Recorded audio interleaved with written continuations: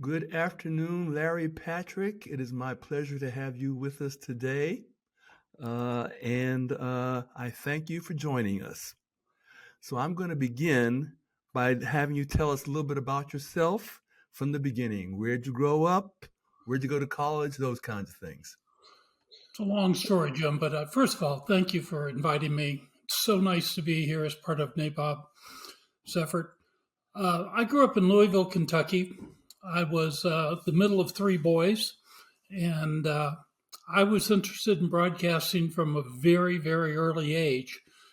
My father owned a number of businesses, none in broadcasting, but he was an advertiser on local radio and particularly on local TV. And I remember I must have been 7 or 8, maybe, asking him if I could go with him to one of the tapings for some of the commercials that they were doing. And what I really was interested, not so much in, unfortunately, his commercials, but how they did it. And I remember wanting to talk to the people in the studio and talk to the people in the control room. How does this work? How does that happen? He also knew some of the owners of the stations, and as a family, we knew the family of one of the stations, the NBC station. And I remember asking him when I was maybe 10 if he could ask them if I could come to the station and do a tour and ask questions and how did they do things. So I was interested in broadcasting from early on. I worked part-time at a local radio station in my high school years, but then I went off to college. I went to the University of Kentucky, great basketball school, not a bad broadcast program, and I focused on broadcasting, but I really wanted to work in the actual stations, and I was probably not as good a student as I should have been because I had promised my family my freshman year, I would just study and try to get good grades. And I wouldn't go out and get a job because they knew that's what I wanted to do. But the moment freshman year ended, within a week, I had a job at the local CBS TV station. And we also happened to own a AM/FM there in town, which I got to do some work on too. But I was mostly on the TV side. And I literally worked full time for the next 3 years. I would go to school in the morning, take all those horrible 8 o'clock classes and try to finish by noon, 1 o'clock at the latest, grab something quick to eat, and then drive to the TV station where I was the news producer. And I produced the 6 and the 11 o'clock newscast. And when the newscast was over at 11:30, I raced back to my apartment and tried to go to sleep because I had to get up crack of dawn for more classes. Weekends were trying to write papers and read books and try to get ahead. And it was, I loved it. Because I was learning stuff in the classroom, but I knew the reality of what it was like inside of a station to watch them go sell time, to produce the commercials. I produced a few commercials, but I really produced some programming, not just the news programming, but I did the Adolph Rupp show, which was, he was the famous coach of the University of Kentucky basketball team. And for several years, I had to, on Tuesday nights, we would tape that at the station. Adolph Rupp was a wonderful coach. He was someone filled with obscenities. And so I would have to, as a 19-year-old kid, would have to walk down into the studio and go, Coach, you really can't call people certain names or use certain words. This is going to be on TV on Saturday. And so we'd have to start over, because we didn't have nonlinear editing back then. We basically, if you made a mistake, you had to go back to the previous break, which would be a commercial or whatever, and we'd start over. And they won a lot of games, but if they lost one, it was horrible. It would take hours to get a half-hour show done because I'd constantly have to say to the coach, you just can't call them dumb sons of bitches. It's just not right.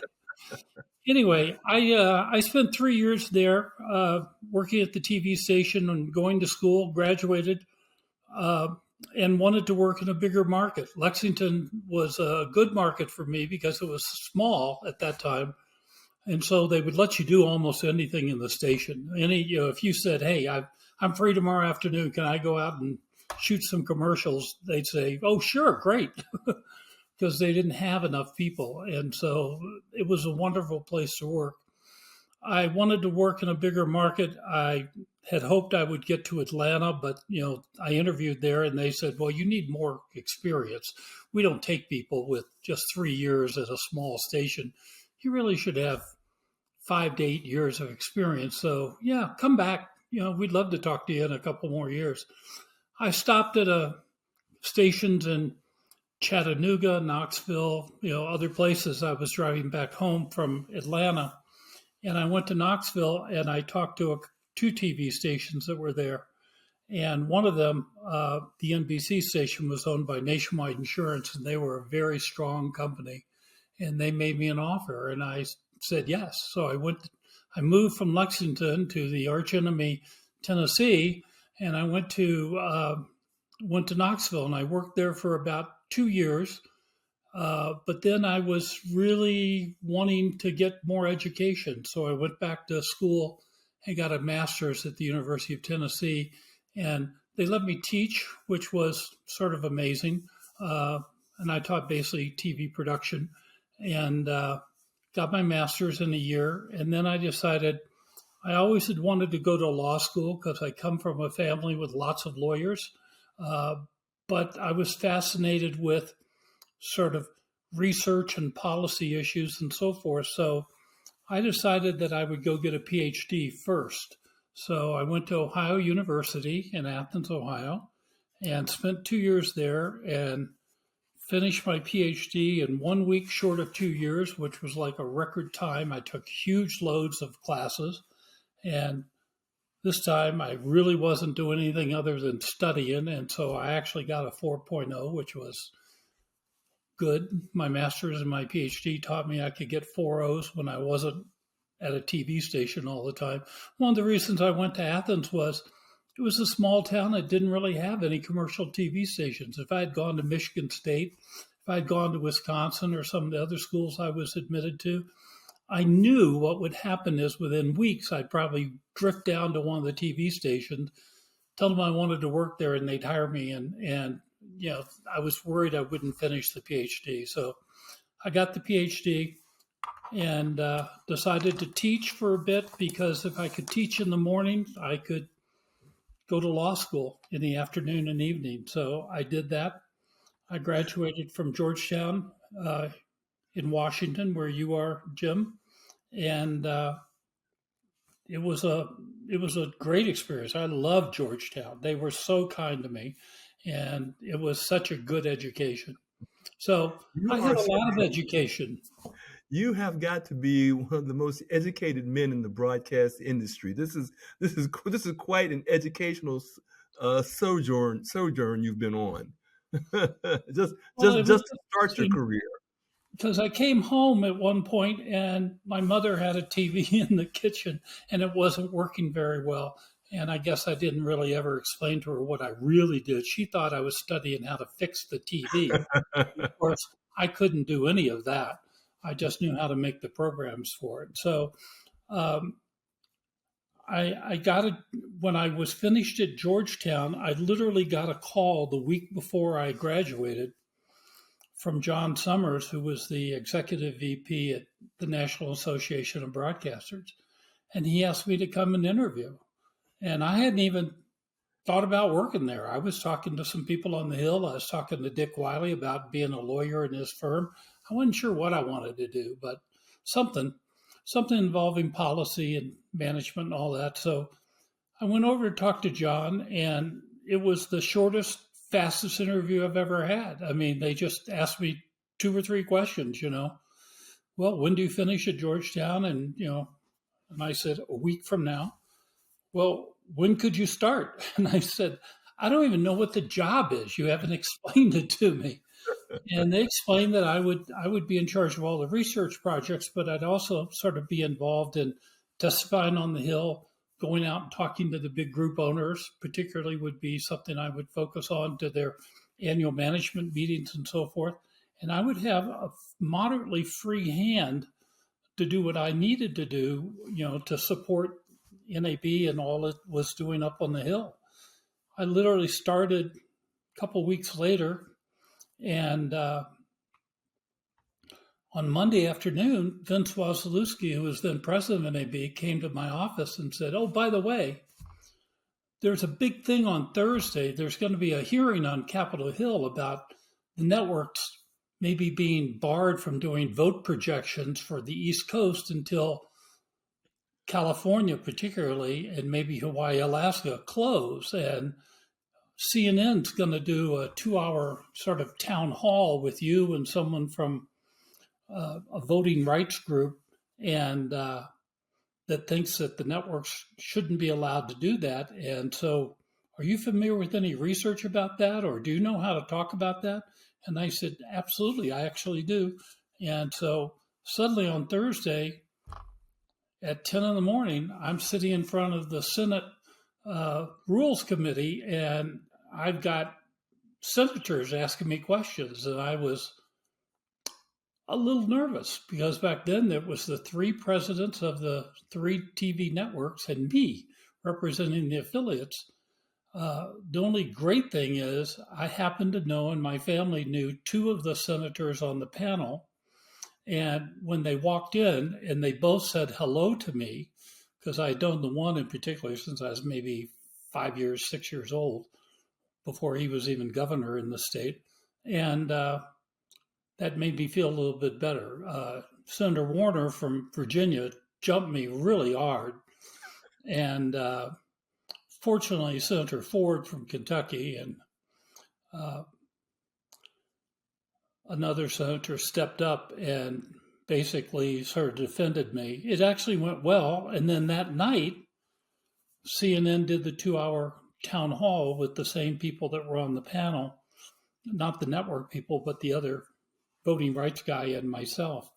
And suddenly I was on CNN for the first time. And it was sort of a heady experience. I drove home thinking, wow, this is great. You're actually doing something with this education. You're actually going to help. Yeah, pretty exciting first week on the job. Yeah, a little terrifying, but pretty fun. Great, great. Okay, so now you had an illustrious career at the NAB. How long were you with the NAB? I was at the NAB for 4 years, and one of the things there were great big group owners there from Gannett and from Cox and obviously the networks, but there were also a fair number, particularly on the radio side, a few on their TV, who were small operators who had, 4 stations in this town, or maybe had 2 TVs in small towns. And I found myself drawn to them to ask them over cocktails and dinners and whatever, tell me about your operations and so forth. And several of them asked me, well, if you get some time or you're in the area, come see us.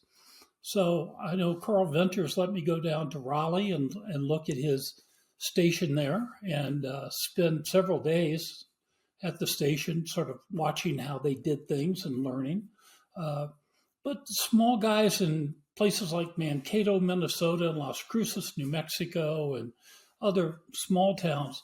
And what I realized is these guys didn't start with money. They started with just a dream. They worked at a station. They worked their way up. They generally became general manager and were given a small piece of equity, each year that they stayed for a while. And when the owner decided to retire, and these guys were in their anywhere from early to mid 30s to early to mid 40s, they were able to work out a deal to buy the station, sometimes by themselves, sometimes with 1 or 2 rich partners from town.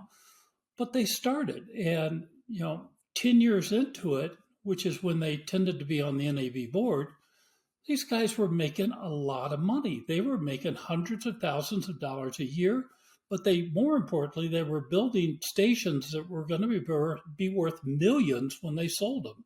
And I thought, that's what I've always wanted to do. I remember telling my undergraduate professors that my dream was I would own stations at some point.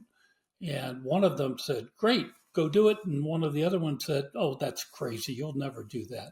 And NAB sort of opened doors to me and showed me how it was done. I also, because I was asked to be a speaker on Paul Kagan's seminars that were around the country about how to buy stations, I learned from those people. The first ones I went to just as a, sort of an audience member, but then eventually they put me on the panel, and I learned how they financed them, how they bought them, how they negotiated them. And I was with NAB for 4 years. And I loved NAB, and I could have stayed there, I think, a long, long time. But I had this burning desire to get back into the business. And so at the end of 4 years, with no job in sight, I told the NAB that I was going to leave in 6 weeks. So I left. On Monday morning the following week, I opened my office and it was just me and a telephone. And I thought I better figure out how to get some clients and do some consulting work. And sure enough, someone from Dow Lonas, a big law firm, as you know, back then, now it's merged with somebody else, but someone called from Dow Lonas and said, hey, do you have plans for lunch today? It's like 9 a.m. I'm like, no, let me check my schedule. Yeah, I could do that. So I drove back downtown and we had lunch, and he had a client that had some serious FCC problems. And they owned radio and they owned TV and they owned some cable. And Jim, it was a company called Gilmore Broadcasting, a guy named Jim Gilmore from Kalamazoo, Michigan. And frankly, I went down and talked to the attorneys that were involved, and they said, here's the problem. Jim sort of inherited a lot of money. He was the only grandson of Dr. Upjohn of Upjohn Pharmaceuticals. So he was very, very wealthy. He and his sister, from grandparents and aunts and uncles and others, and his own parents, by the time he was 25, he probably had $200 million, which, 40 years, 50 years ago was a huge amount of money. And his neighbor down the street was John Fetzer, and John Fetzer was a legendary Michigan broadcaster who owned a number of radio, number of TV stations, but also on the Detroit Tigers at the time. And Jim liked baseball, so he and John Fetzer were friends. And John told him when he got to about 30 years old, hey, you want to be in a good business, buy yourself a small market TV station. There's only 3 of you in the market back in those days, and they're easy to run, and you'll make millions of dollars. And Jim didn't know anything about broadcasting, but he was a very inquisitive guy. He built a lot of companies on his own. At one point, he owned 15 or 16 Chevy dealerships around the United States, and he was the biggest Chevy dealer in the country. And he bought minor league hockey teams, and he bought lots of land. And his point to me was something's wrong at all my stations. Almost every station has a real problem. I don't know how to get the real answers from my people, but could you go visit the station? So we agreed to sort of a 2 to 3 month contract. I went, to Evansville, Indiana, and Rockford, Illinois, and, lots of other places. And I wrote about a 200-page big report. Here's what's wrong in each one. Well, in one of them, your manager is an alcoholic. In one of the other ones, the manager is, paying almost no attention to what goes on. He's not in the office. He's not doing very much. One of them, Evansville, the manager was doing everything perfectly. He was great, but some of the other ones, there were real problems. He had some radios in Harrisonburg, Virginia. The manager knew that Jim never came to visit the station. So he decided it would be good for morale if he built a swimming pool behind the station for the station staff. And there was this big wooden structure around it, big fencing. And when I first went to the station, I walked out back and I said, "Well, what's that?" "Oh, that's just some storage stuff." I said, "What is it? Open the gate. I want to see it. Go get the key." And they didn't want to, but they opened the gate, and it wasn't storage. It was a very good sized, pretty big swimming pool.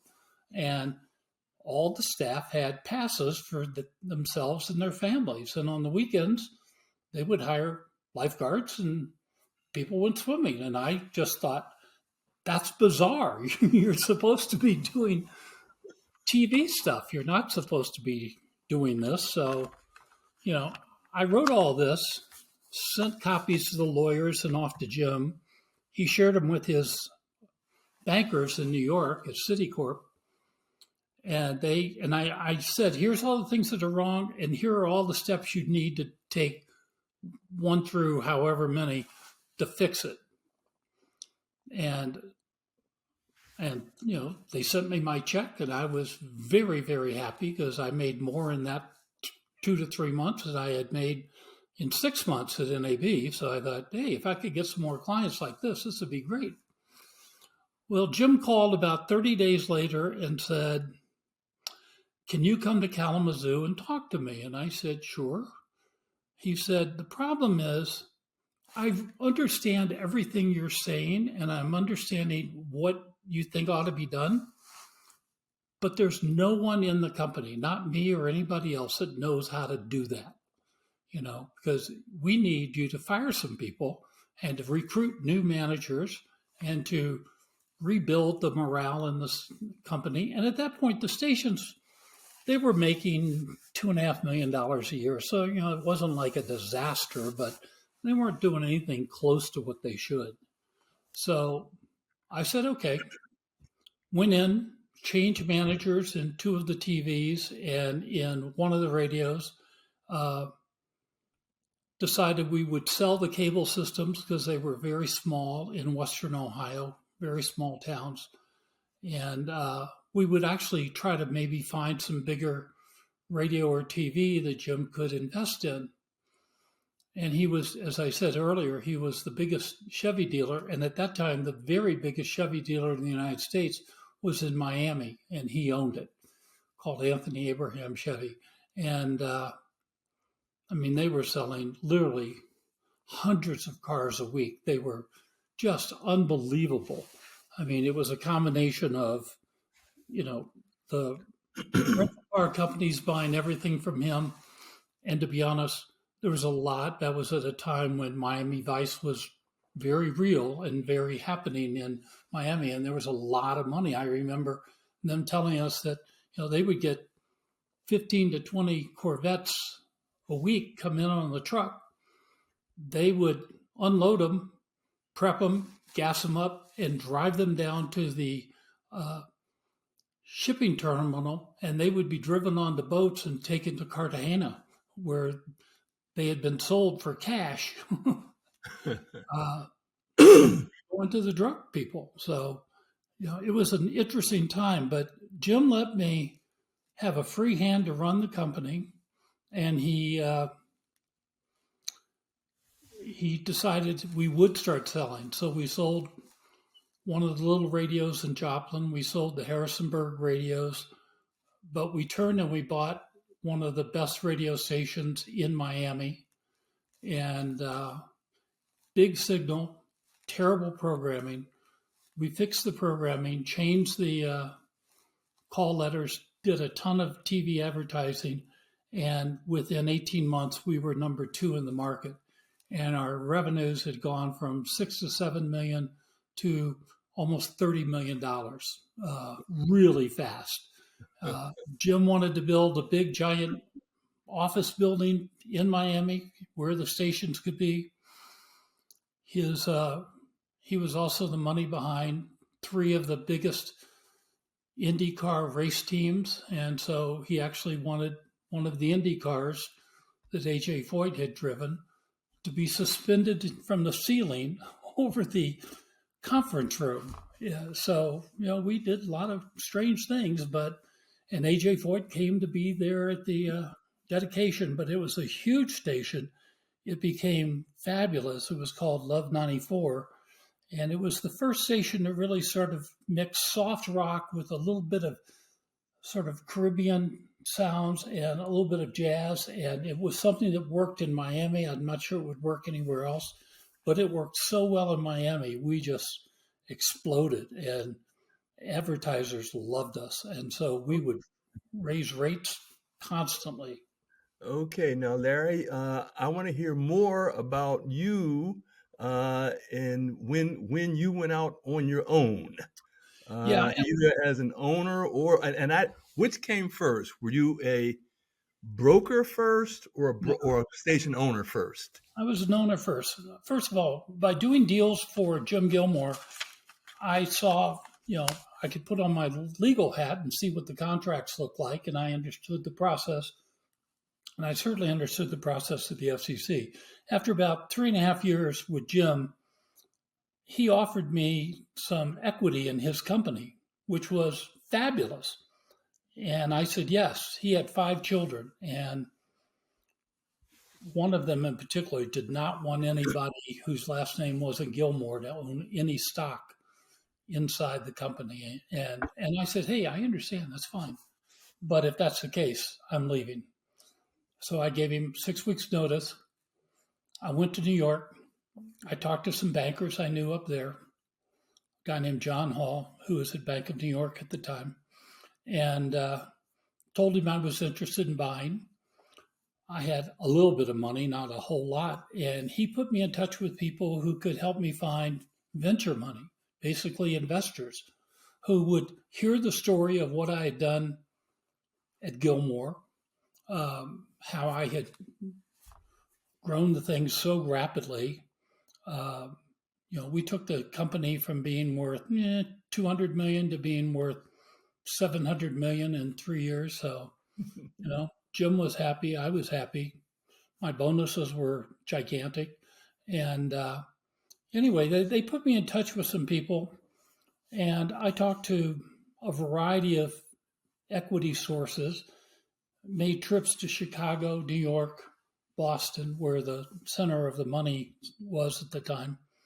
And after interviewing a lot of people who wanted to interview me to see whether I was the guy they wanted, and I had to interview them to see whether I was going to feel comfortable, with them owning it, because they were going to own the majority of it. I was going to own 40%. They were going to get 60% right off the bat.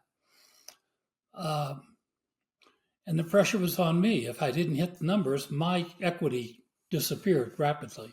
If I hit them, things were fine. Eventually, we made a deal with Prudential Insurance, and they had a venture capital arm, and they put up $6 million, and our bank put up $18 million, and I bought 5 radio stations. That would have been in 1976, I believe. No, that's not right. 1986. And we bought stations in Greenville, South Carolina, Jackson, Mississippi, and Baton Rouge, Louisiana. And to be honest, a lot of my friends who knew that I had been running Miami, and then we bought Jacksonville and we bought Dallas for Gilmore, said, what are you doing in Jackson, Mississippi? Give me a break, And there was a lot of disparaging talk. And I said, I tell you what, I'll bet every one of you $1,000 each that at the end of the first year of me owning those stations, my Jackson station alone will out cash flow Miami. And they were like, oh, no, it's never going to happen. Well, it did happen, and we did. We took that station in Jackson, which was just the epitome of the old South. It was 5 old white guys sitting on the phones in the station calling up saying, hey, you want to buy some advertising? There was no customer service. It was sort of like, we're number one in the market, and you should be dying to you know, be on our team here. I fired them all in the first week, every one of them. And we went on a very hard hiring binge, and we hired mostly, very honestly, we hired 10 new sellers, 9 of whom were young women, relatively new out of college, but they wanted to sell, and we sensed that there was something we could teach them. And to be honest, it took, just a couple of weeks before the better ones sort of caught on. And we raised our rates, and we did things on the programming side that took our ratings from about a 12 share to about a 23 share. And, we were the only country station in Mississippi, and so we had a lot of people. One of the things that really bothered me, though, we didn't have any Black employees. I had 31 employees. Not one of them was African American. And that really bothered me in a town that was predominantly African American. And then all I got back from the staff was, well, we play country, and African Americans don't want to listen to country music. And I thought, yeah, tell Charlie Pride that, So I went over as a former professor, I went over to Jackson State, and I talked to a couple of the professors. And I said, here's the deal. I want you to find me some of the brightest kids at your classes who are going to be juniors. And when they're juniors, we'll pay them and they can have an internship part-time. I don't want them to mess up on their classes. No more. You don't want to work full-time like you did. Yeah, I don't want them to work full-time. What I did was sort of nuts, but they would work 15, 18 hours a week. We would pay them pretty good salary. And the agreement was they would be interns during the school year in their junior year. But if they were good, we would hire them actually. And we paid the internship, but we would hire them as regular staff, full-time in the summer, and then cut back to part-time during their senior year. But we would guarantee them a job if they wanted to work for us when they graduated. We started with 3 kids the first year, 3 kids the second year. And by the end of the third year, we had 7 full-time African-American employees, 1 on the air, 2 out selling, which I was told, oh, that'll never happen. These people are not gonna let African-Americans come in here. But I said, look, they're smart, they're articulate, they dress well, they're going to be fine. We would take them in and introduce them. And, obviously there's a big chunk of Mississippi that was then and even now as backward as can be. But Jackson had, parts that were actually moderately normal and not necessarily liberal, but at least more normal. And all of our people did well. And that is probably, when I look back on that ownership, I was really happy because they did very, very well. And one of the keys was when I sold the station, Steve Hicks bought all of my stations, and for a huge number. Prudential was happy. I was happy. In fact, I was upset because I thought there was more room to grow. But Prudential said after about 3.5 years, we hope that you were going to double the value of the stations in 5 to 6 years. You've doubled them in 3. We take the money off the table. We don't want to keep playing. We want safe bets. We may back you in something else. We're not going to let you buy these because we think that you're, that's just not what we do. But we sold the stations, got a lot of money. I sort of sat back, thought, okay, I'm going to take a couple months off and see how things went. Well, that was good till Thursday of that first week when I got a call from a bank, from Bank of America, saying, hey, we hear you're sort of footloose, fancy free. We just bought Republic Bank down in Dallas, and they have 11 really bad broadcast loans. And we don't know what to do. Should we foreclose on them? Should we take them into bankruptcy? Should we just convince them to sell? Could you help us? And if we do have to take them back, Bank of America is not going to want those licenses. They're not, because there's too much disclosure with the FCC for all of our board members and everything. So would you be willing to hold the licenses? And I said, yeah, okay. And so I sort of held the licenses. And I also realized very quickly I could fix these stations, because most of them, it was just terrible management and theft going on from the owner and all sorts of terrible things. The owners were trading advertising for money and putting the money in their pocket, not in the station. So anyway, but I realized as I fixed them, the right thing to do would be to sell them.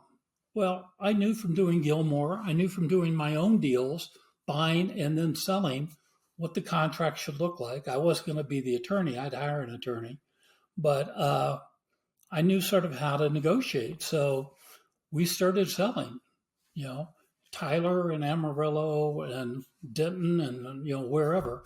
A lot of stations then got sold, at which point Bank of America came to me and said, hey, we're going to do a partnership with Goldman Sachs.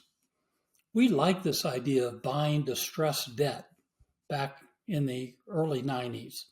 And if we buy distressed debt packages, some of the packages are pure broadcast packages from Bank of New England, from Bank of Boston, from Citizens and Southern, from First Chicago. I mean, it's a variety of the Union Bank in California. And they just want to know, would I be willing to sort of do what I had done for them in Dallas for all these other things? So I thought, yeah, it's sort of like broadcasting. I fix the stations, but then the agreement has to be that I get to sell them. And to be honest, I could run a station and get paid $6,000, $7,000 a month for running something in Allentown or something in Merced, California, or wherever it was.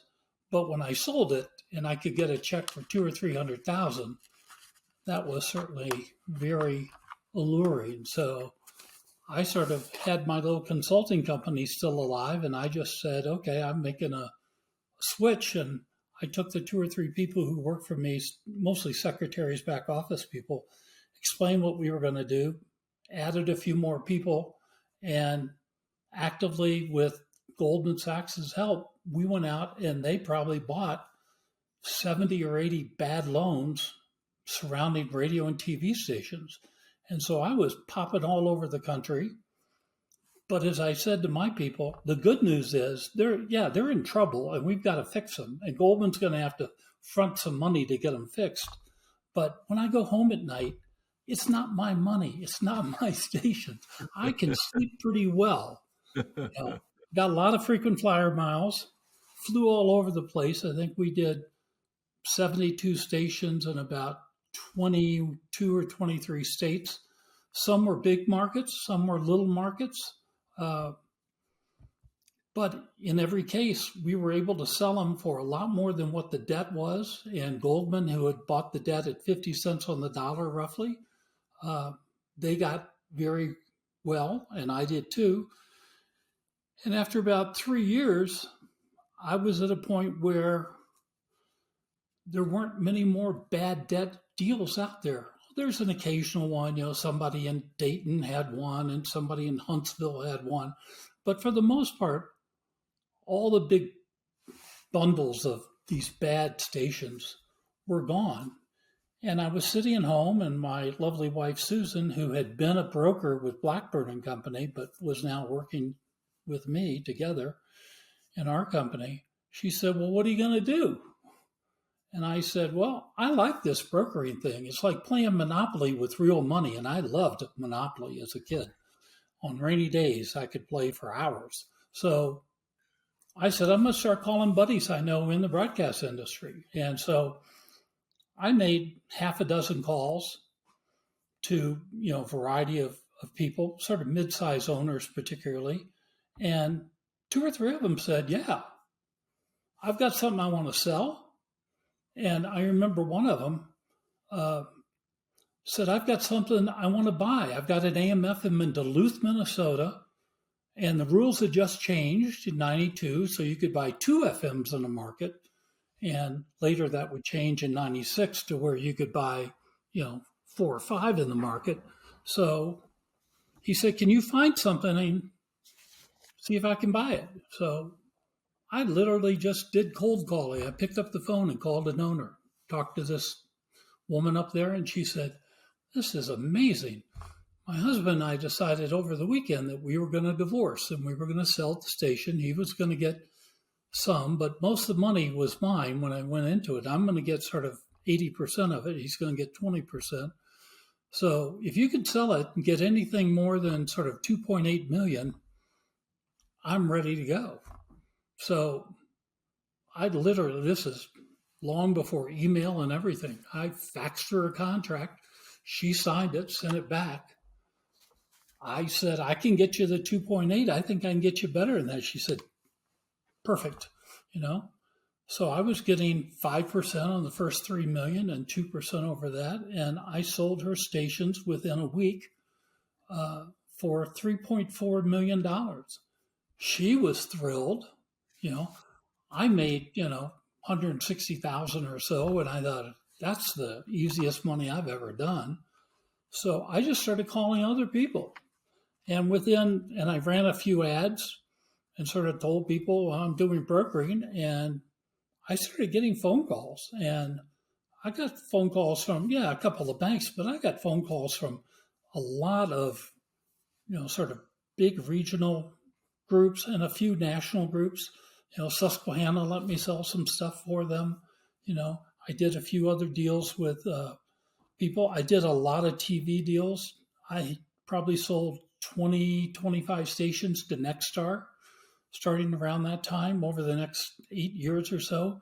And then out of the blue, Bud Paxton called, and Bud Paxton was trying to put together a national TV network by the worst station in the market that had good coverage and had cable carriage. So I tended to buy a whole bunch of third-rate Hispanic, religious, home shopping, whatever, bad TV stations all over the country. Big markets, middle markets, Roanoke, Jacksonville, Fresno, you name it, Kalamazoo. We bought a lot of stuff, and he just had on a piece of paper at the NAB, just scribbled down, sir, here's what I'll pay. Get the seller to pay your commission, but if they won't, I'll pay it. Don't worry about it. You're going to get paid, and you're going to get paid, the sort of the normal rate. And to be honest, I never had a written contract with Bud. I just had a handshake. And so, Okay.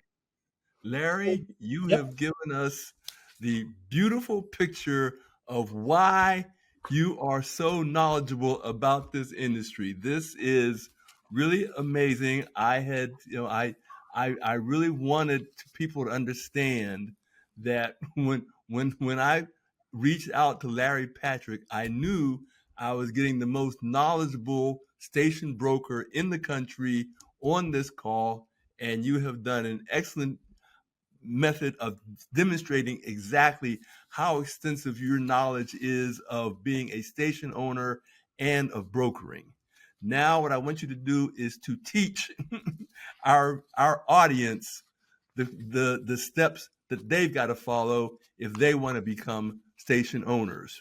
And incidentally, we're also going to ask you a couple of questions about if I have a station and I want to sell it, what do I need to do there? But let's begin with the person looking to purchase a station. So let's assume that he or she has called you and said, hello, Mr. Patrick, I'm interested in buying a station and I'd like to retain your services. What's the first thing you say to him or her when you get that call? What I say is the first thing that a seller is going to ask me, so you have to tell me so I can tell them, how much money do you have? They want to know whether you're just kicking tires or you're actually going to buy the house or buy the car. In this case, buy the radio station or the TV station. Many times they don't have the money or they have some money. And then the issue is, can you raise some money? Do you know people? It starts with friends and family. But in some cases, and we've raised a lot of money for people, I know that at one point there was a TV guy out of Chicago, and he was a manager of a big station, but he wanted to buy. He had some money, but he didn't have anything close to buying bigger TV stations. So what he did is he went to the 6 biggest advertisers on his TV station in Chicago, who he knew pretty well, and he asked them if they would put in some money into a company. And he sketched out sort of, here's my parameters. I want to buy something that is in this size market that has this much revenue, this much profit. I intend to finance it with, 60% debt and 40% equity. And he was going to get a small piece, but still a piece, and would get a reasonable salary, not as much as he made when he was running WLS TV in Chicago, but he would get up some. But the up would be that if he got these stations and made them work, things would grow. So he asked me if I would help him, and I said yes. And we negotiated a sort of a fee that I would receive, and we started looking. And at first we looked a lot of stuff just on paper and talking to people. But when we narrowed down what we sort of wanted and what was available, there was a station in Green Bay, Wisconsin, which was moderately close to where he was. That interested him. There was one in Mobile, Alabama that interested him. There was one in Bakersfield. So he was willing to go wherever the deal was. And ultimately, he was able to buy 8 stations. What I tell new buyers, particularly if they're just trying to get their foot in the door, and to be honest, radio is easier to get in than TV, because TV, even a small TV, could be, $6 to $10 million, and that's huge. But a small radio could be $500,000, $750,000. I asked them, do they have money? Do they have backers? I don't worry about the bank as much, because you could usually find a local community bank or somebody that will help you, and we can help them do that. But what I look for is, what type of station do you want? If you tell me you just want a little AM station, I'll be honest, those are almost impossible to finance, and because AM's not done that well. But if you tell me you want to have sort of a large unrated market, and that you could buy, at least 1, maybe 2 FMs in that market from an owner, the next piece I'll ask Jim is, I'll say, where do you want to be? I've got stations right now for sale in Montana. If I'm an African American, I'm probably not going there, because they're in small towns, and that is not a blue state in those areas of Montana. I've got some stuff in North Dakota, same thing. You don't want to go there. But if you tell me, look, I want to be in, sort of these 2 or 3 states, or this one state even, we have the ability to search the database of who owns what in that state. And the chances are pretty good that we can find someone who we either know or know of, and they probably know our name, and we will reach out to them. I reached out to one this morning about, would you consider selling your station? I've got someone who's very interested in buying. And he said, yeah. And I said, well, I've got a call I've got to do, but I'll talk to you today, and we'll see whether they have that. Brokers like to work more for sellers than buyers, okay? Mm-hmm. There's a handful that will work with buyers. I will work with buyers because I think it's important to get new people and people of color into this business. But if you tell me, okay, look, I've got $200,000 and I've got 1 or 2 partners that can probably together total put another 200.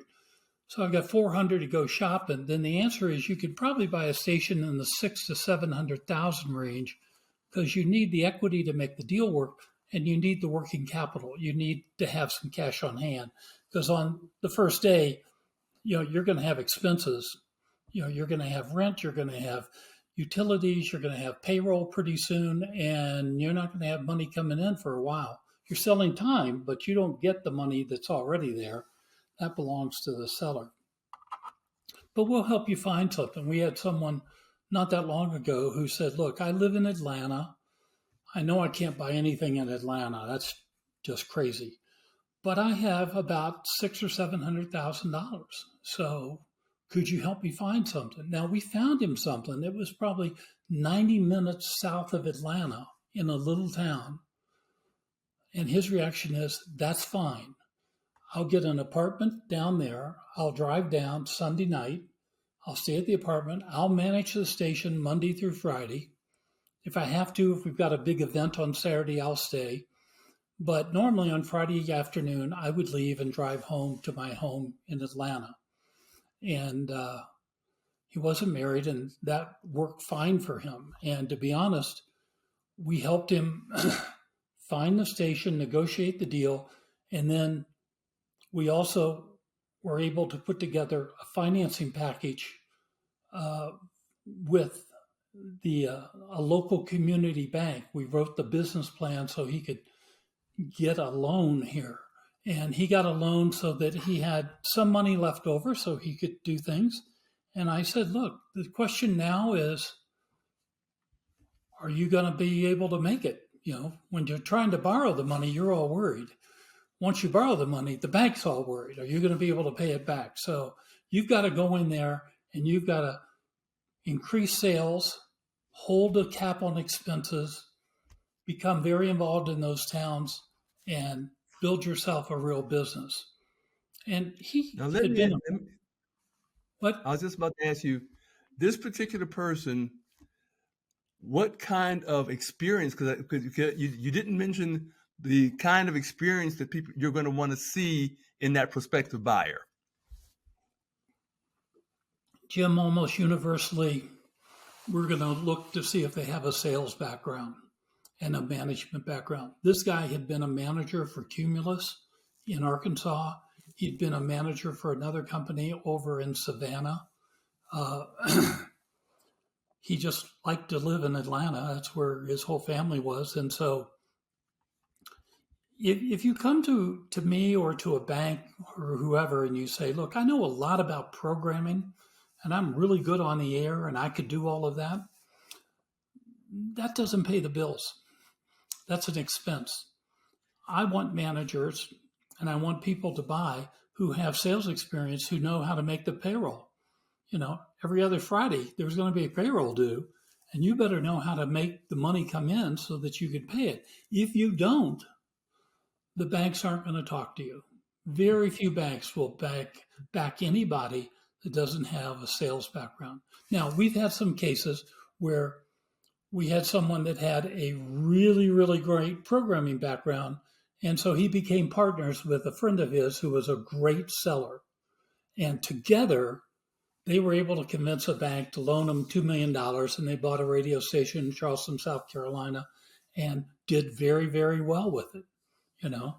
And but you've got to have a strong sales background. And to be honest, most banks are going to say, or most investors are going to say, we want to know that you've managed. We want to know that you know how to deal with people, because at the end of the day, your most valuable asset and probably your biggest headache are the people in your station. You've got to get them all on the same team, rowing in the same direction, which is sometimes really, really hard. But that's what banks look for. To some extent, sellers look for that too, particularly if you're going to ask for seller paper. If you're going to say to the seller, look, you want $1 million, I've got 700,000. Would you sort of finance the rest of it? I'll pay you the rest of it over the next 5 or 6, 7 years. If you don't have a sales background and know how to make the money, not just spend the money, most sellers will say, no, thank you. I don't want to take a bet on you. You know, and so the best thing you can do if you have a dream that you're going to want to own someday is you have got to get into a position where you've been a general manager, or if you're in a bigger group, you're VP of operations, and you know how to make things happen, and you have sales background on it. Because if you don't, it's really, really, really hard to convince them. Occasionally, you see stories where someone who is a news director buys his own station or something else with the help of the seller. I think that's the rarity. I think 95% of all owners have sales backgrounds. That's okay. I think that's key for our audience to understand because at NABOB, I frequently get calls from people who say, we don't have a black-owned station in this town, and I'd like to purchase one. And I ask the same question you do: what's your background? And oftentimes it's, well, I've been the overnight DJ for the last 5 years, and I'm like, that's that. I mean, I'm sure you may have gotten some good programming experience, but that's not going to be marketable in terms of getting financed. And my experience has been exactly what you just described. So now let's look at the example you just gave us. Let's assume I've been and what I've found is it's much more difficult to become a general manager than a general sales manager. So I've seen more general sales managers at NABOB who've become successful. So let's assume I'm a general sales manager. I've got 200,000 and I'm looking to buy a station in the $1 million range. I'm not going to be able to get 80% bank financing. What options do I have if I'm in that situation right now? Probably the most financing you can get is 50% of the purchase price. So from a bank, you might get 500,000. They're going to have to see a business plan that shows you can pay that back with some comfort. Now, would that bank loan, would that have to be an SBA guarantee, or you think I can get a straight loan? It could be a straight loan, but often they're SBA guarantees. Although nowadays, the Department of Agriculture, of all things, if it's in a rural town, they have very good loans that look like mortgages. So they don't have 5 or 7 year things. They have 12, 15 year, and that's good. I own stations out in the Rocky Mountains, and to be honest, my bank, which is in Los Angeles, has a specialty of making these agricultural loan type things. And the great news is the rates are normally 2 or 3% below wherever prime is. And the better news is, I've got a 15-year amortization.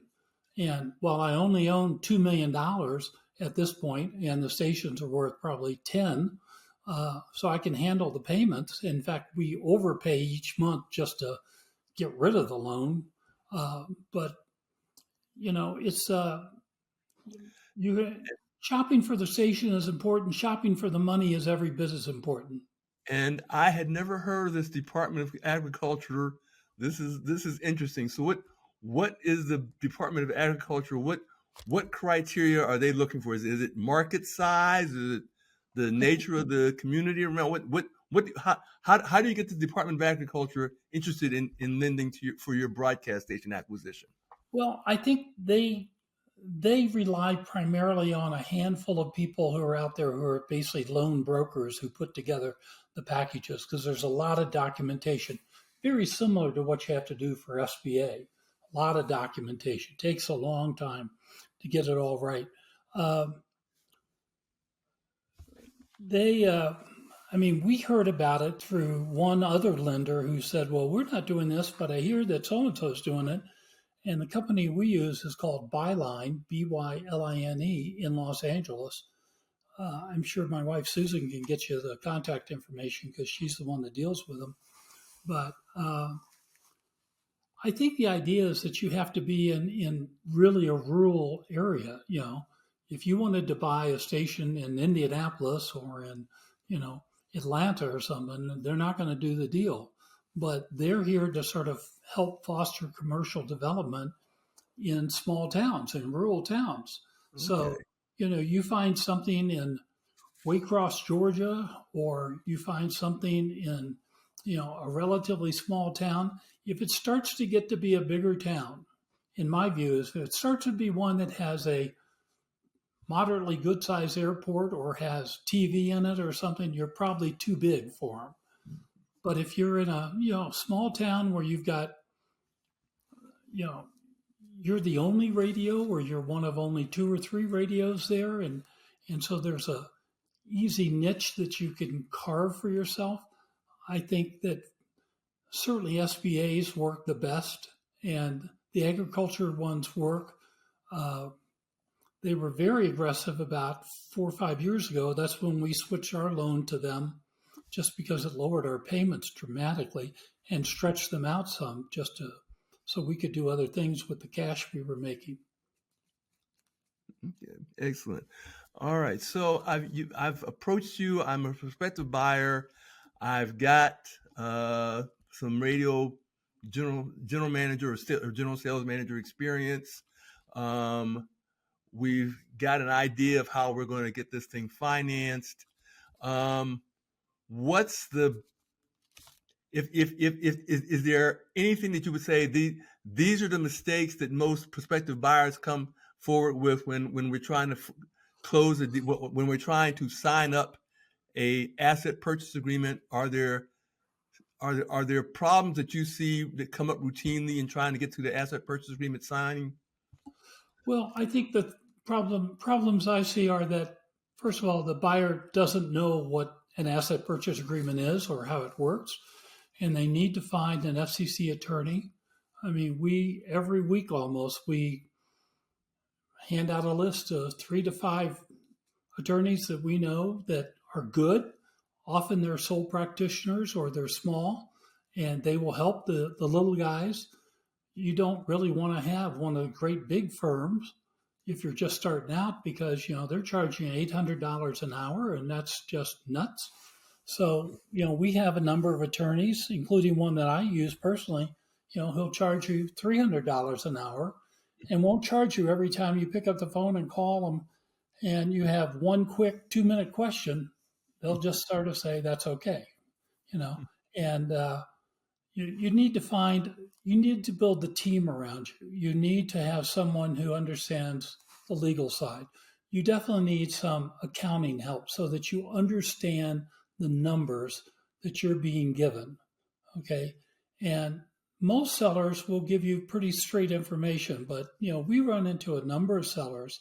In fact, we've declined to sell some stations in a few markets because it was obvious to us that the financials were not accurate, were not truthful, and they were looking for a sucker to buy the station. And I don't want to do that for our reputation, and I don't want to do that to any potential buyer. I think you need to look for stations on your own. Just make calls, ask people who would you sell? But if you can find a broker who will actually work with you, we charge people that are, sort of NABOB people or are, come through the broadcast leadership training program over at NAB. We charge them less than what we normally would charge, just because we don't need to make, a ton of money on every single client. If we can break even, make a little bit of money, but get somebody new in the industry, someone that is consistent with everything I know about you. You are a man who is looking to improve this industry every step of the way. I'm thrilled but not surprised to hear that you go out of your way to help folks who might become NABOB members one day, and I'm delighted that we're able to make this interview with you and put that down for the audience to hear. So that is great, and I greatly appreciate that, and thank you. Oh, I'm happy to. One of the things that you have to do is, I always tell them, you have to be very persistent. Polite but persistent. You have to knock on a lot of doors. You may get involved, trying to buy stations where there are other people bidding against you. Those, quote, private auctions are dangerous, because if you're in there and somebody from a bigger company is bidding, you probably can't beat them. you need to do sort of a one-on-one deal so that you know the owner knows you, you develop a rapport, the broker helps push people together, helps try to smooth out the problems. uh, Most sellers don't want to have to take paper back, but most of them also realize that I might have to, you know. Uh, and obviously, one of the best things that ever happened, that it's sad it went away, is the minority tax certificate. If that could come back, that would open up a lot. When that was here, I probably did $300 million worth of deals, uh, primarily with a gentleman who was an Asian American, and he brought the tax certificate to the table. And he brought a lot of cash because he had a separate company that was doing really well. And so, putting the money together, finding the right thing, and realizing that you're going to have to move to that town and run that station. No one's hiring you to sit in your office back in the big city, and you occasionally visit. Once a month you go down for a day or two to visit the station. No, you're going to be at the station, rolling up your sleeves, making things happen, because all the pressure and all the benefits, if it works, are on you. And if you know what you're doing, even in small towns, you can do very well. I mean, we've got a lot of clients around the country, some of them in little towns in Oklahoma, for example, that you wouldn't think, sort of hard scrabbled little towns that are just on the verge of a dust bowl, but yet, those stations are generating 3.5 million in revenue and putting 800,000 on the bottom line. And after 5 years, they paid down the bank to the point where they can take all that money and keep it, or they can use that money and buy another station, which is what they want to do. And they can grow. But it all is because, they understand the pressure's on you. But if you're a good seller, if you know how to talk to people and convince people to invest in advertising, then you'll be fine. You'll be absolutely fine.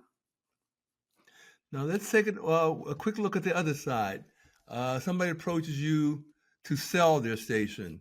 What are the unique issues that come up there before you decide whether or not you're going to accept the assignment of representing them?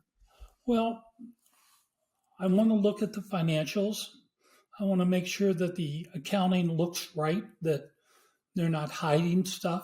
We've had several people give us stuff that at first we couldn't find it, but we eventually found it. And to be honest, we resigned the commission. We decided it wasn't worth it. We're not going to do anything that's involved, some sort of a fraud. That's just ridiculous. Life's too short for that. But the other thing is, I want them to be able to tell me everything that the buyer needs to know. I mean, I've got one right now where I'm selling 5 stations in New Hampshire, sort of small towns, unrated, but very profitable. But, at first the owner said, but I don't want to tell you how many people work for us and how much they make or who they are, because it's my competition hears that, they'll hire them away. Well, let's be honest. If your competition's any good, they know who works for you already. They know who your sellers are. They can hear on the air who your on-air people are. It's not that hard. They probably can ask a couple of clients, hey, who's your seller who comes from, that other company type of thing. And we said, look, you have to tell us that. You also have to tell us the financials in detail. You can't just say, well, my revenue is $1 million and my profit is $2 million or 200,000 and let's go.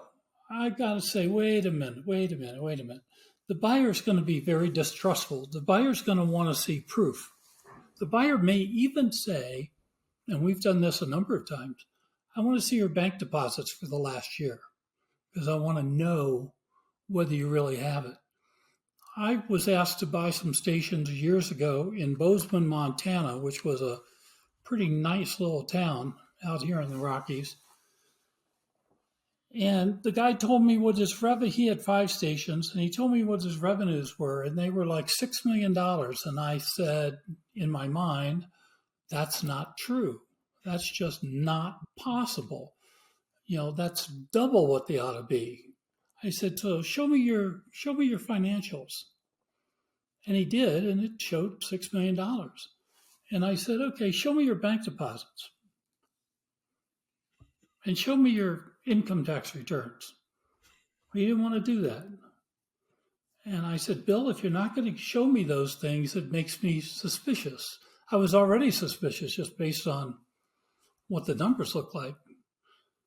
What are you doing to inflate these numbers? I don't know whether you're doing it to convince your bank or something, but no buyer's going to buy this.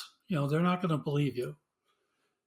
And what happened was when he wasn't selling advertising and he ran some commercials, some public service announcements for the Boy Scouts, for the food bank, for, whatever, he recorded those as paid spots, what their value was. So each spot in Bozeman back in those days was worth about $25. And he had lots and lots and lots of them, thousands a month. And I said, Bill, you cannot expect me to buy based on these fraudulent numbers. I'll buy based on the real hard numbers of what you put in the bank or what your tax return says, because you can't claim all this on your tax return. And you don't want to anyway, because it inflates your revenue, it makes your profits look big, and you're going to pay tax. I said, let me strip out all that stuff. And now let's see what you have. Oh, so you've got about $1.9 million of revenue, still not terrible, and you get about $600,000 in profits. Based on the profit level, and at that time, I would have paid 7 times that number. I'll pay you $4.2 million. Oh, no, I need 10 million plus. And I said, well, I said, what? I'm not going to argue with you. I don't want to have a fight. Let's remain friends. Let's remain so we can go have lunch someday. But I'm not going to buy your stations. Well, he tried that scam on about 4 other people. And ultimately it didn't work. And in the meantime, his real sales just were falling like a rock. And he wound up going bankrupt. Ooh. And the stations were just sold out of bankruptcy, maybe a year and a half ago. And they sold for $1.2 million total. So he lost everything. The bank Wow. lost badly in the deal. All But right. everybody wanted to just get him out of there. The new guy that owns him is a really good broadcaster. He owns other stations in Montana and Billings and Butte and so forth. And he's rebuilding them. And he's got them up to $1.5 million of revenue already. And he will soon be higher than that. So he's doing okay. All right. Well, good. Well, we're getting near the end. I want to make sure that I've touched base on the important issues. You've given us great examples of how one goes about buying a station and selling, and the important things in looking at the financial records when you're buying, because there are some unscrupulous sellers out there. And you are very much involved in in a ongoing bankruptcy proceeding that's been going on for several years now, I guess. And I know it's been a long saga, but you can give us the short version of your situation with the stations that are and I don't know, are or have been or were owned by, because I guess the bankruptcy court has one view and Ed Stoltz has a different view about the ownership of those stations. So why don't you give us a quick overview of where that is and your involvement in it? Yeah, I started handling because Bank of America at some point asked me to be a receiver or a bankruptcy trustee in a few cases. And as it turns out, over the last 30 years, I've done 36 bankruptcies or receiverships or trusteeships for a lot of different stations. I was asked about 3.5 years ago from ASCAP, the Performance Rights Organization, would I consider being appointed a receiver for 3 stations, 2 in California, 1 in Nevada, that were owned by a gentleman named Ed Stoltz. And I use gentleman carefully here. I had gone up against him about 15 years ago in a case in Sacramento in which he signed a deal to sell his stations and then turned around and changed his mind and tried to get out of the deal. And at that time, the company, which was at that time called Intercom, waited several years, tried to get him to move forward. He wouldn't. They finally sued him. The court said he had to go forward, and the only question was, were there damages involved? He's a difficult person. He lies constantly. He always points to other people as the problem. I was appointed the receiver. I had to hire lawyers, and we went after Mr. Stoltz. The court ordered him to turn over everything to us. That was back in 2020.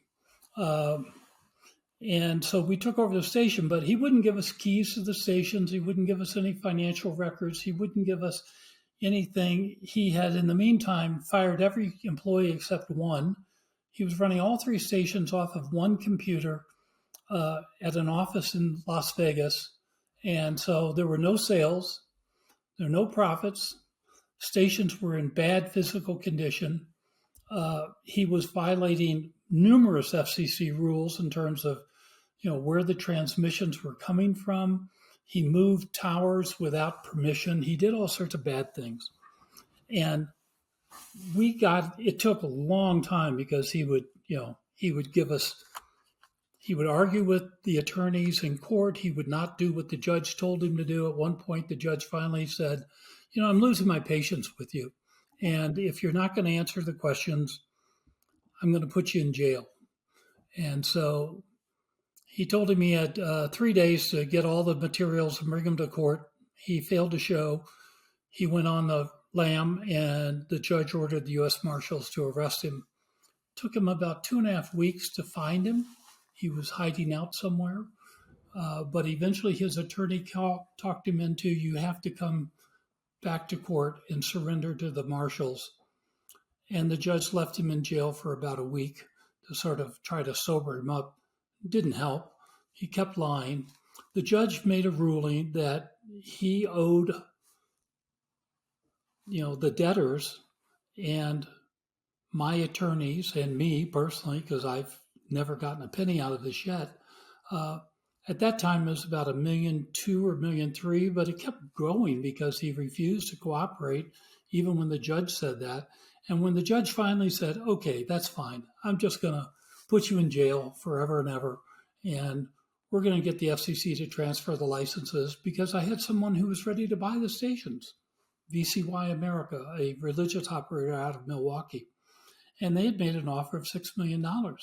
And they had spent a lot of money chasing him through the FCC also, because he not only refused to do what the court said, but he told the FCC that he was filing a petition to deny against the transfer.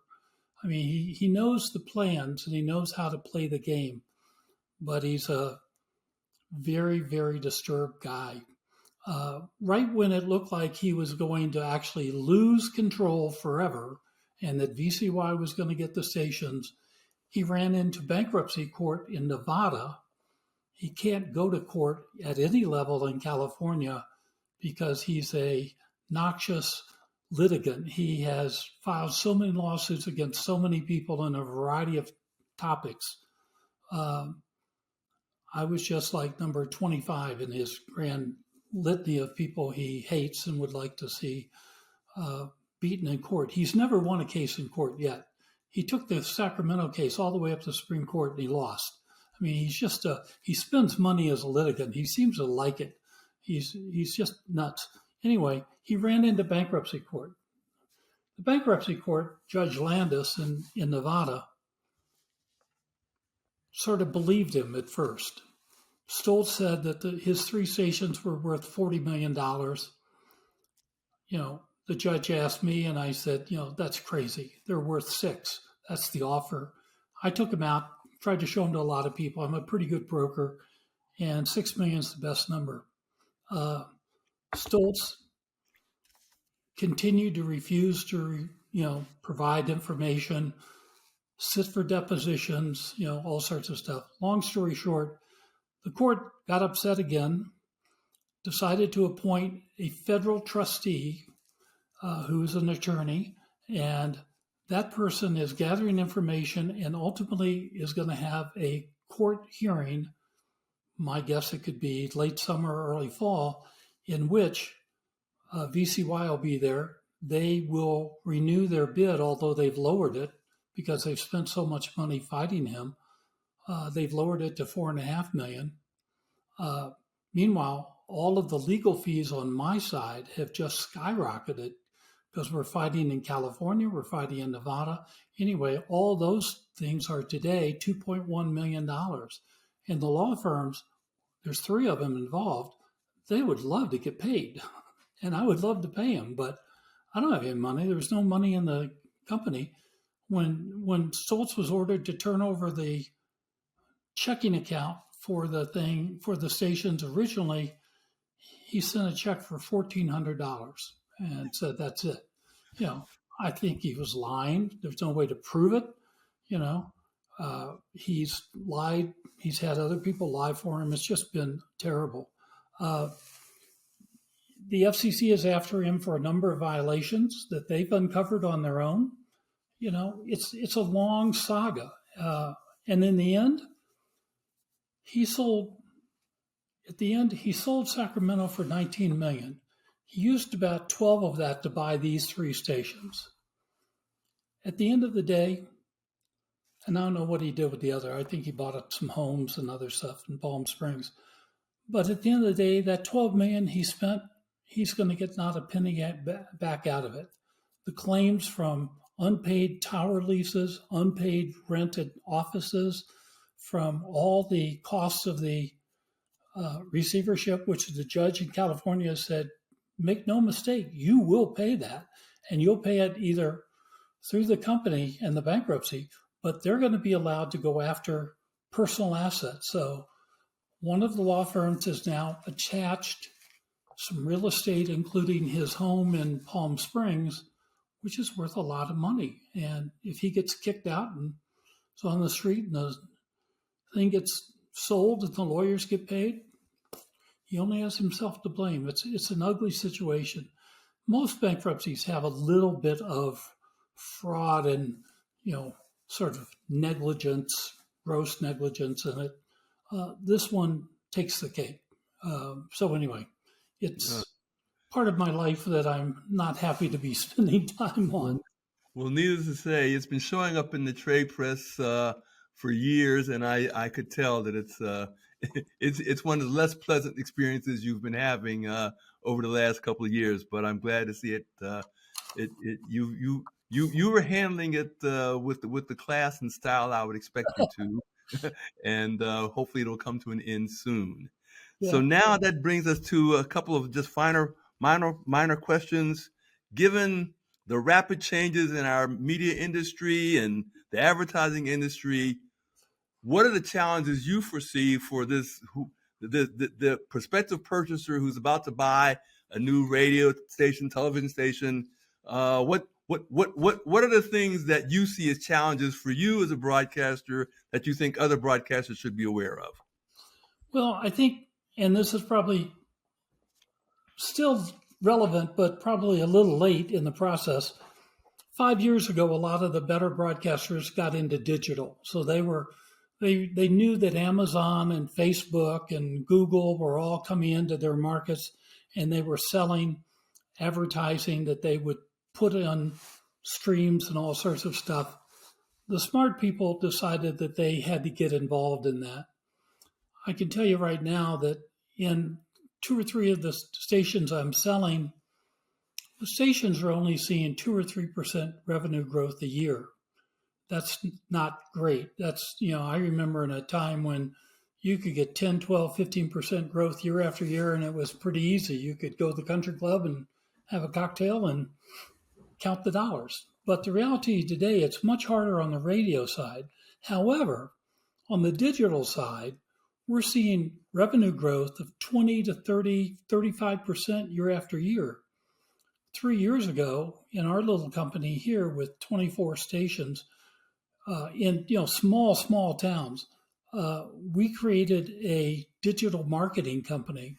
And we will hit $2 million this year in revenue with about a 35% profit margin. So that's Excellent. pretty good. Then, Yeah. and that is the cushion that has helped us get through sort of shaky COVID times and all of that, because that still continued. And we now have 9 people working for us full time, and we have probably another 7 or 8 that are contract employees around the country who help build websites for us, who build digital platforms for people.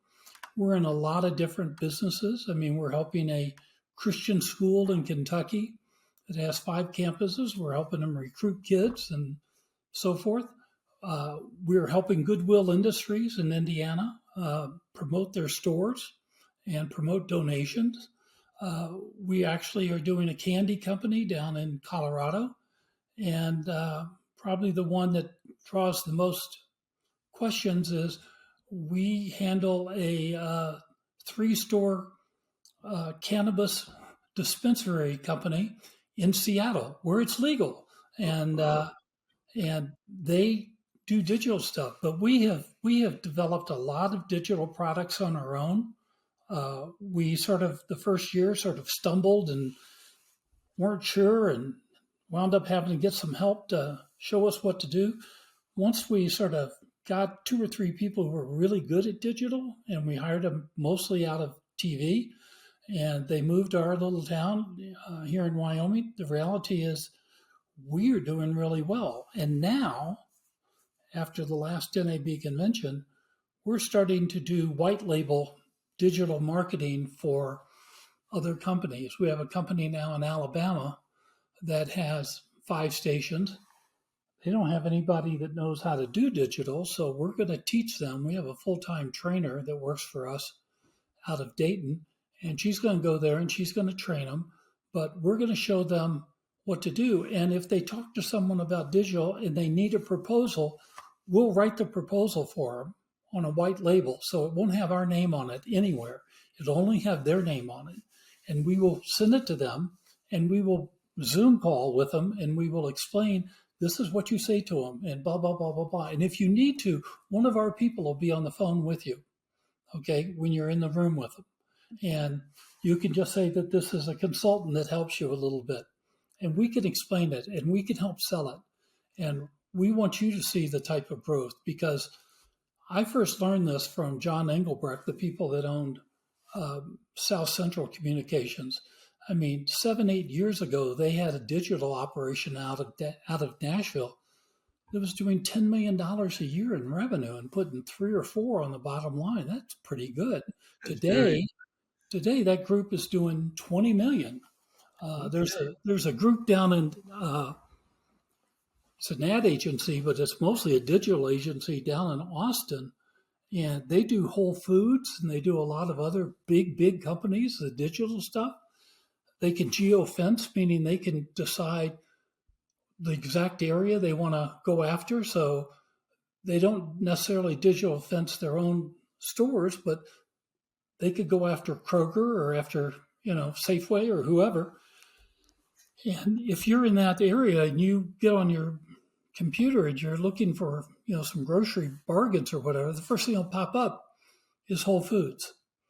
And they know that when they go into digital, they do well. We know that some of the people here in our little town, car dealers, hotels that handle the tourist trade, they'll do 30, 40% increases the first time they do digital. And after that, it'll still be 20% pretty consistently. So we're making really good money, and that lets us do some other things. Well, you answered my next question, I think, because I was about to say, if I'm a 1 or 2 station owner trying to get my foot wet in digital, it sounds like maybe your white label approach is the way I ought to be going. Is that a fair assumption? Yeah, I mean, and there's other people that do white label. I'm not here to sell white label stuff to you. Right, I understand.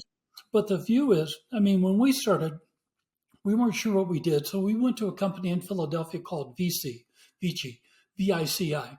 And they did a lot of things for us. But as we saw what they were doing, we realized, well, we could probably do that ourselves and probably do it at a cheaper rate because they were taking about 40% off the top for just sort of fulfilling what these people wanted.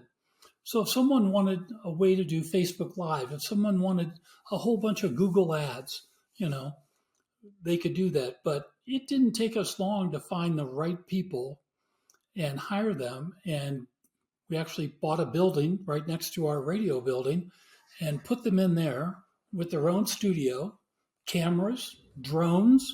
I mean, we could make beautiful video for people. We have one where we have a drone that comes up over a big mountain and then suddenly is flying over a car dealership and sort of zooms down into the car dealership. And, and we run that before they do their regular commercials. So that's like 12, 15 seconds of cool, nifty looking drone stuff. And then, they're in there and they're talking about whether it's the deal of the day or the service that they do, whatever. They like that. And they basically geofence all the other car dealers within 50 miles. So if you live anywhere near those car dealers and you get online and you say, I'm looking for a truck, even if you say I'm looking for a Ford, boom, their Chevy dealership pops up first to try to convince you to come there. One of the things that you should do if you're going to try to be an owner and you're coming up through sales, don't just learn radio sales. And that's very important. That's the base that stays there. But learn how the digital stuff works. How do you sell it? What do you say? What do you promise? What do you deliver? That little car dealer for us is doing $6,000 a month in advertising on our little radio stations here, but is doing $9,000 a month on digital and has expanded into, we don't just sell cars and trucks, we have trailers over here, and we have both recreational vehicle trailers, but we also have just like work trailers and horse trailers and whatever. And, when they first got into that, they didn't use any digital. They just sort of put them on their lot. They bought 100 trailers and put them on the lot and thought, okay, people will see them, they'll come in. In 2 months, they sold 4 of them. Okay. In the next 2 months, when they did heavy digital for us, they sold 91. Well, Larry, you have just given us the perfect segue, because what we probably have not shared with you is that NABOB is doing another group of podcasts being hosted by our director of communications and marketing, Ashley Smith, and she is doing a series of podcasts just like this on digital sales for radio and television stations. So this is a perfect amalgam of the two issues that we want to share with our members and prospective members. And I thank you for bringing that together for us. And that's a perfect note for us to end on. But I want to do is make sure if there's anything you want to share with prospective station buyers that we would like to close out with in terms of final thoughts you want to share. I have one final thought. I mean, on the business side, be persistent, be polite, don't lie, don't do any of those things. Be honest, and ultimately good things will happen to you. I'm going to tell you one other quick story, Jim. Great. One of the greatest things in our lives, in my wife's and my life, is as we help people buy stations, as we help people sell stations, and we see what that does, the economic change for their family for generations, it's also let us do some things. And what we are most proud about is we have been able to build medical and dental clinics in Washington, D.C., but also in Africa. And we built, about 5 years ago, we built a school that started as a preschool, then became a preschool plus 1 through 4. Now it's 1 through 8. And we just were over it's in Southwest Kenya. And we, in a little town called Kilgoris, which is on the far southwest corner of Kenya. And we just bought the land, 60 acres next door, to build a high school. And we've got over 380 kids there now. They wear uniforms. They learn both in Swahili and in English, which is required by Kenya. And in the so far in the sort of standardized test among 45 schools in our region, we're either number one or number two in every single category. That Excellent. is what we like. I mean, we do broadcasting because it's always been a passion, but the real passion for us is to be able to help other people. We give away backpacks in about 25 different schools here in Wyoming where they get food on Friday and they fill a backpack up and we put it in their locker very quietly. And they go home and they have enough food for the weekend. And we make summer food programs for them. We give and have raised a lot of money. We've raised over $2.5 million in the last 10 years through our radio stations for St. Jude Children's Research Hospital. The beauty of what radio and TV do that caught me from a very early day is that, yeah, you can make a lot of money, but more importantly, you can make a difference in the world. You can tell stories, you can connect with people, you can help them. We've helped people who've had their houses burned down in the middle of the night, help them get new homes. We've had situation where parents have died in an auto crash, and we've raised, $300,000 to put in a scholarship fund so those children who are now going to go live with their grandparents have college paid for when they grow up. It's being able to do those things. That, at the end of the day, yeah, making money's nice. It's not making the money. It's what you can do with it. And I hope that all the people that touch your life and touch Ashley's life learn that, yes, get in, make money, do a good thing. But then there'll come a point where it's hand some things to other people and give them a hand up into the world. So that's it. That is a perfect ending, Larry. It has been a pleasure. I have learned a great deal about your history. That I knew the great things you're doing now, but hearing that whole story about how you got there was perfect. I've enjoyed every minute of it, and I thank you again for joining us today. If I can ever help any of your people, please let me know. All right. Well, I appreciate that offer. I'm sure we'll take you up on it. Thank Take you. care, Larry. Take care.